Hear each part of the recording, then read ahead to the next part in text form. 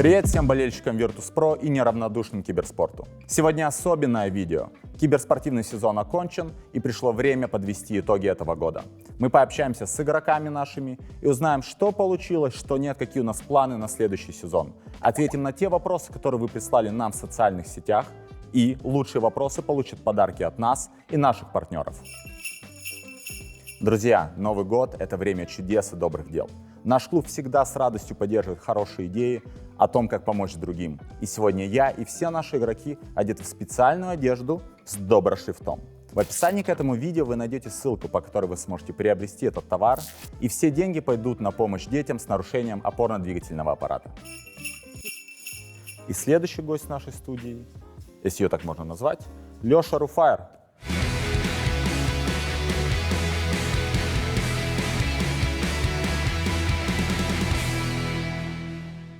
Привет, Леш. Рад тебя видеть. Я тоже. Собственно, ты человек известный в комьюнити, находил талантливых игроков, находишь сейчас. Ты к нам присоединился уже во второй версии Virtus.pro Prodigy, потому что в первой у нас, очевидно, не было того результата, который мы хотели показать. Как ты сам оцениваешь сезон сейчас?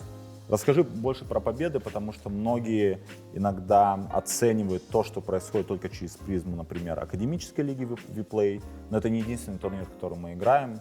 Расскажи, как оно вообще находить ребят, как сейчас работает, какие цели ты ставишь для состава на следующий год?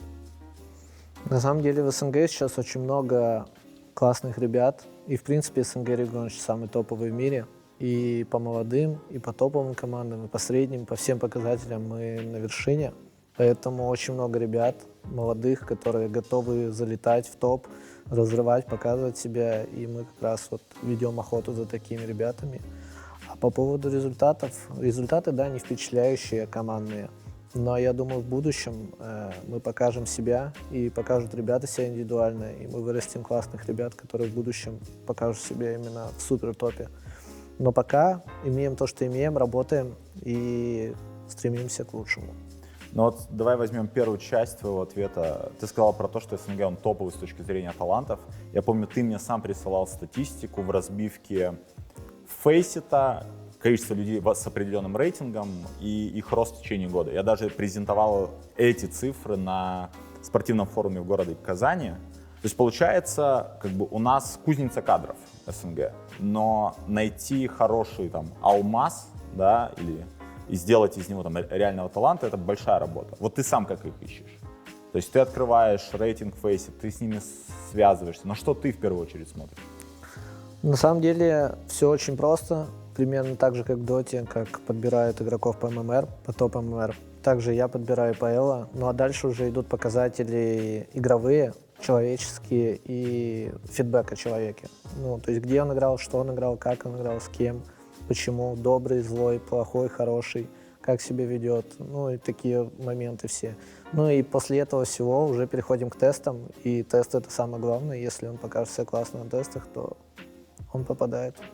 Ну вот Джейм ранее говорил, что он в различные вариации карьеры где-то выбрал бы более доброго, но не такого сильного игрока, где-то токсика. Для Prodigy ты бы кого подбирал? Я сидел, улыбался, когда он отвечал на этот вопрос, но это вариант, на самом деле, на вкус и цвет, фломастеры разные, кому-то такие ребята, кому-то такие нравятся. Есть команды, в которых много токсиков, и они круто выступают, и есть команды, ну, наоборот. То есть я думаю, это работает от командной химии. Если эти ребята смогут с этим человеком работать и сдружиться, и построить команду, то может быть и токсик. А если эти ребята, ну, он будет их прям душить, так сказать, то ничего не получится в командной игре. А прежде всего стоит, ну, как бы уделять внимание командной игре, потому что если команда не заиграет, вряд ли даже токсик, даже очень жесткий токсик будет выделяться и его куда-то заберут. То есть командные результаты, они тоже важны в карьерном росте для игрока. Но вот смотри, ты же и капитан, и по сути тренер. Ну, то есть у тебя большая роль, в том числе построение команды. Ты диктатор, у тебя тоталитарный режим, тебе никто ничего не может сказать, либо у тебя такое лидерство, ты всех выслушал, отличная идея, давайте вместе поработаем, вы пошли в боулинг, поиграли. Ты жесткий? Да, на самом деле жесткий, иногда, может, даже слишком жесткий бывает. Ребята из-за этого срываются, И кто-то даже может немножко потеряться от этого и свои так называемые, я его называю синдром школьника, это когда человек боится сделать ошибку, боясь сделать ошибку, потому что его там критиковать будут, наругают, там еще что-то. И, ну да, я могу назвать себя диктатором, у меня такой стиль капитанства, что либо они делают, как я прошу, либо они не работают, делают никак. либо они не работают со мной, и все.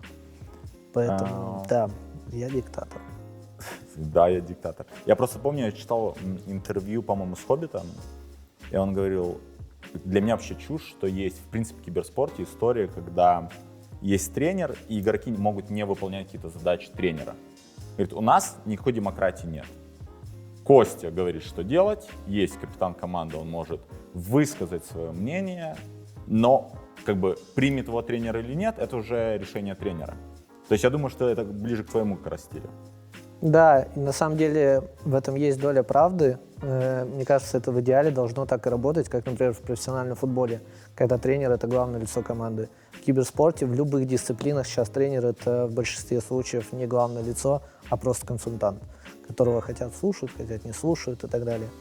И это отчасти меня расстраивает, потому что я бы хотел видеть тренеров, которые управляют командой, которых зависит результат от них.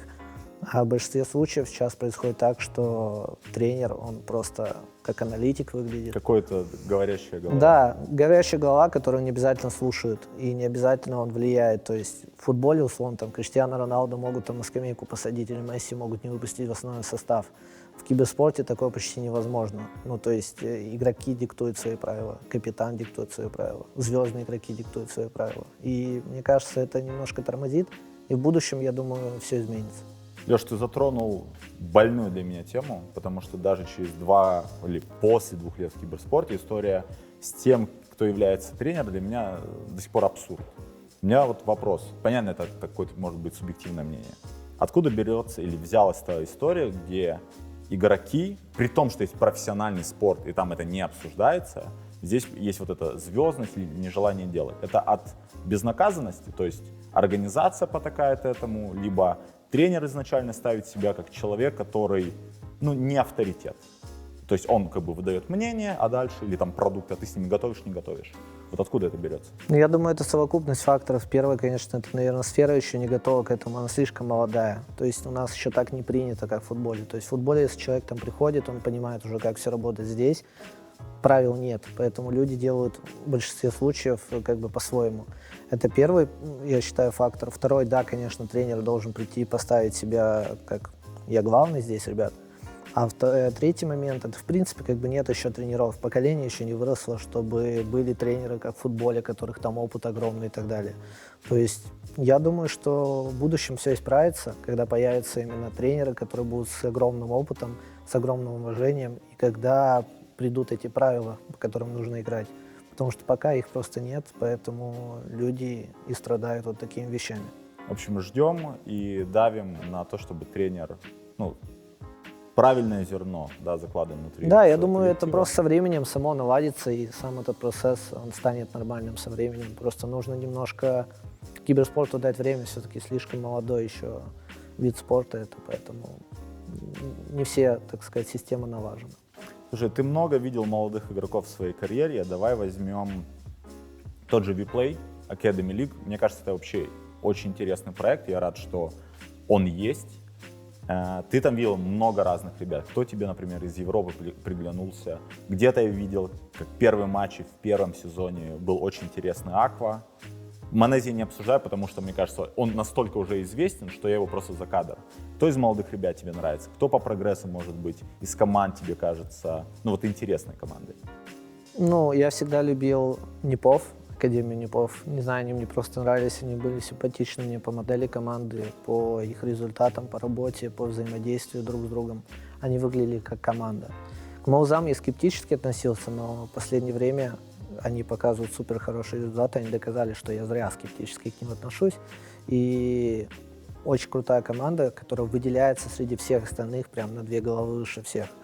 Вот, поэтому Мауза, наверное, а у Маузов Ксертион мне нравится, израильский игрок. Вот я его выделю, он мой любимчик, и все. Вот только его. В Европе другой менталитет, отношение к тренировкам, либо вот и есть разница, потому что если я в доте с кем-то общаюсь, там, условно я общался вчера с Эйвом, он говорит: Сереж, но в доте в СНГ такой менталитет, что люди не готовы впахивать. То есть либо они не готовы работать много, чтобы свой талант развивать, либо они изначально считают, что они прошли эту игру, им не стоит развиваться. И мне кажется, в Европе все-таки, может быть, чуть-чуть отличается подход. И сам по себе ИКС другой. Но вот ты видишь какую-то разницу в том, как тренируют в Европе, как люди общаются в Европе против ребят из СНГ? Есть эта разница? Разница 100% есть, но я не могу сказать объективно, потому что я не взаимодействовал с европейскими ребятами, не работал с ними и так далее, поэтому мне сложно судить. Но очевидно, что мы более горячие, более вспыльчивые и более эмоциональные в этом плане. Но есть одно но. Я не считаю, что мы меньше работаем, или мы халявщики, или мы считаем, что мы прошли там доту или в КС и так далее. Мне очень понравилась последняя фраза в интервью Куроки, где он сказал: СНГ — это сердце доты. Когда он сказал, что в СНГ люди работают, потому что дота — это лучше, чем их обычная жизнь. А в Европе любая обычная профессия, ты можешь зарабатывать и жить лучше, чем в доте. Поэтому у них нет какой-то сверхмотивации, а мы, грубо говоря, там чуть ли не за еду, за выживание тут деремся, как бы, за то, чтобы быть в топе. Поэтому я считаю, что СНГ преимущество — это, а не недостаток.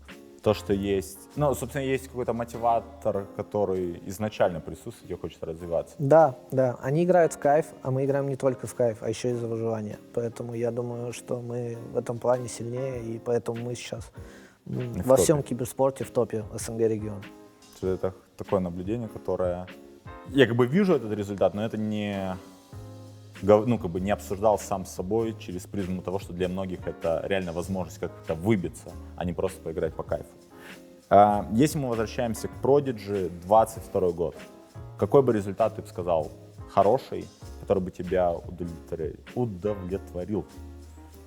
На самом деле я очень не люблю такие прогнозы давать, но лично... Это не прогноз.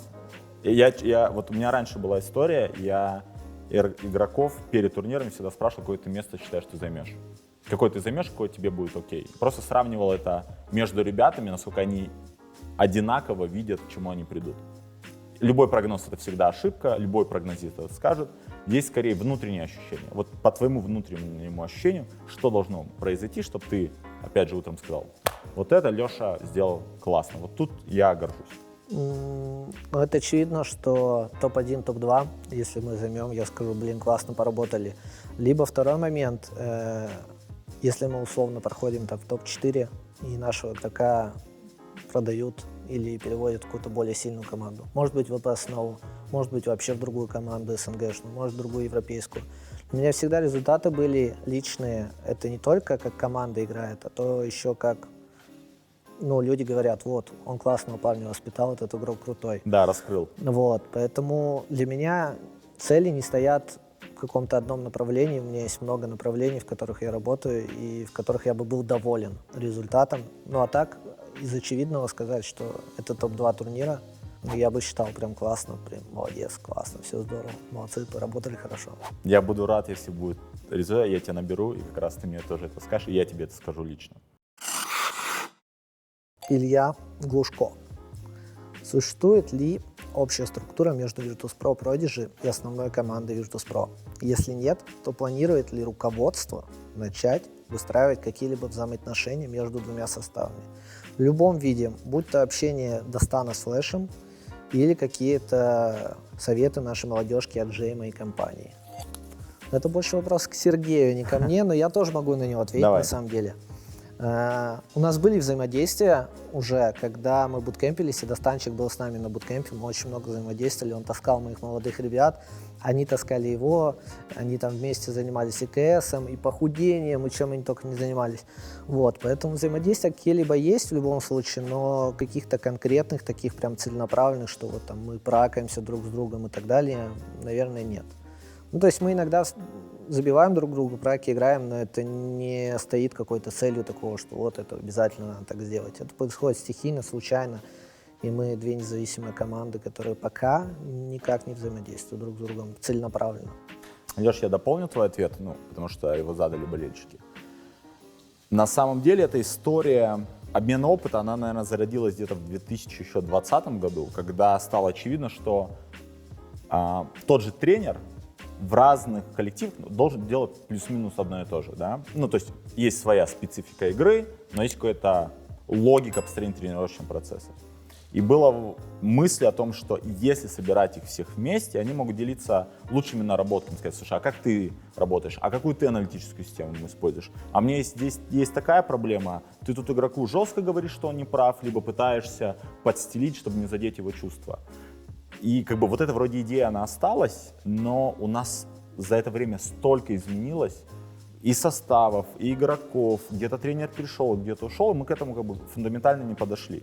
Но при этом я могу сказать, да, за этот год есть вещи, которые, у нас есть общий чат, я пишу, Леш или Флэш отвечают, я говорю, а как у вас там построен такой процесс? А здесь? У меня есть по каждому составу карта тренировочного процесса. И тут даже как бы есть выражение, не надо быть Цезарем, чтобы понять Цезаря. Ты берешь 2 дисциплины, смотришь тренировочный план и такой, почему эти играют 8 часов, эти играют 12? Почему здесь на индивидуальную игру уходит в 2 раза больше времени, а здесь наоборот? И ты делаешь какие-то сравнительные модели и пытаешься понять, как одной команде играть лучше, как делать это другой. Придем ли мы к той модели, где у нас реально есть обмен опыта? Я думаю, мы придем, да, то есть сейчас и у нас внутри Virtus.pro была большая трансформация с точки зрения людей, которые пришли. Будет ли это завтра? Наверное, нет. Я думаю, что к концу первого квартала мы уже выйдем с какой-то концепцией, ее опробируем. Мне кажется, на Counter-Strike это проще всего сделать, это будет правильнее всего, потому что объективно есть 2 одинаковые игры, и можно из общего опыта найти какую-то истину. Давай следующий вопрос. Погнали. Следующий вопрос у нас Виктор Кузьмин. Когда соперники пикают против вас Back Ancient, они понимают, что их Rufai закроет с дробовиком в соло. Такой интересненький вопрос, он немножко не актуальный, он из прошлого. Я уже меньше играю с дробовиком на Ancient, но да, есть такой внутренний страх на самом деле. Я думаю, у Нави Джуниора, особенно у Онкера какого-нибудь или у Моноси, они там в страшных снах видят мой дробовик. Я думаю, есть, но уже меньше, чем было. Дробовичка у меня уже поменьше на Ancient. А почему? Как-то пришли к такому выводу, я сам пришел, что это не гибко. Нужно играть более гибко и более вариативно, и сейчас у меня есть поинтереснее вариации. То есть у тебя дробаш, чтобы разбивать мораль соперников? Так, иногда по ситуации, по настроению, по экономике можно взять. Но не всегда, как это было раньше. Это просто была новая карта, эксперименты, почему нет. Многих это удивляло, и я пробовал, почему нет. Все, идем к следующему вопросу. Давай. Павел Сиденков. Как быстро выйдете из Advanced лиги? Он прям наперед видит, наверное, вопрос писал, когда мы уже вышли в Advanced лигу. Мы только в нее залетели, в Advanced лигу. Как быстро мы из нее выйдем? На самом деле это сложно, это реально, немногие, так сказать, даже топ-30, топ-20 команды не могут выйти из этой Advanced лиги. И посмотрим, как этот сезон будет, чувствуем себя нормально в этих ESEA долгих играх, поэтому шансы есть. Но в ESEA у нас вот такой рост. Да, в ESEA все здорово, поэтому, Павел, я такой же вопрос задаю и себе, и своей команде. Посмотрим, увидим, и тогда мы с тобой обсудим, поговорим, как далеко мы выйдем. Хорошо. Большой вопрос какой-то беру. Андрей Львов. Какие основные проблемы возникают при работе с молодыми игроками? Есть ли общий пул ошибок, который свойственен только молодым игрокам? Такой общий вопросик на самом деле. И да, есть определенный пул проблем, ошибок у молодых игроков. Я их уже, скорее всего, называл в предыдущих вопросах. Это первая токсичность. Очень много ребят молодых есть токсичных, с которыми невозможно даже общаться, играть. Но кто-то же находит общий язык. И поэтому, проблема, ребята, будьте добрее просто и все, понимаете? Хватит откидывать дефы в матчмейкинге, будьте счастливы, уважайте других, и все будет классно. Вас всех будут любить, все будут вас инвайтить, и все будет классно. А второй пунктик – это боязнь ошибок. Есть часто у молодых игроков, ты их берешь на тесты, и они такие, как бы мне не ошибиться. Из-за этого они не делают ничего, то есть они бездействуют, в страхе ошибиться. Или если они что-то делают, они делают это неуверенно. Но это со временем проходит, У многих этого вообще Ну, нет. это синдром школьника, да? Да, это синдром школьника, я это называю, когда человек боится ошибиться. У некоторых он есть, у некоторых нет. У кого-то он проходит, у кого-то усиливается. Поэтому работайте над этим, ребят, не волнуйтесь, все нормально. Это всего лишь игра, как говорил игрок Virtus.pro 1, поэтому все нормально будет. Давайте следующий вопрос. Давай последний как раз. 5-й будем выбирать. Последний вопросик. Unknown God. Кто лучше скаут и капитан в мире CSGO? И почему это Руфайр? Он, Спасибо. по-моему, ответил на этот вопрос. Ну, нет, это он так зарофлил, так сказать. Ну, скаут, не знаю. Ну, ребят, я, конечно, скромный парень, наверное, я, да, лучший скаут в мире, как бы, но... Ну давай, кто твои конкуренты в СНГ?